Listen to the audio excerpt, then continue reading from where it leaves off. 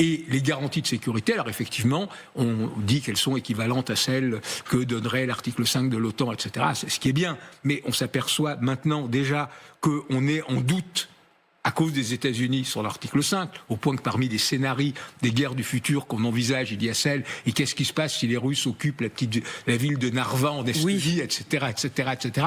Donc, ok, c'est une garantie de sécurité, mais elle vaut ce qu'elle vaut. La condition, je terminerai là-dessus, serait d'avoir des troupes au sol, des troupes occidentales au sol. C'est là-dessus qu'il y a eu la coalition des volontaires.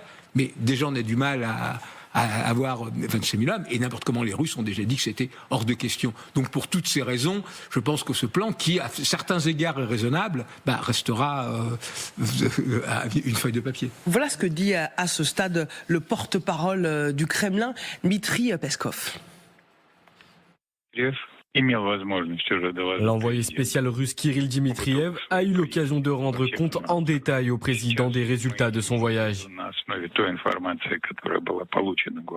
Sur la base des informations reçues par le chef de l'État, nous avons désormais l'intention de formuler notre position et de poursuivre nos contacts dans un avenir très proche par le biais des canaux existants.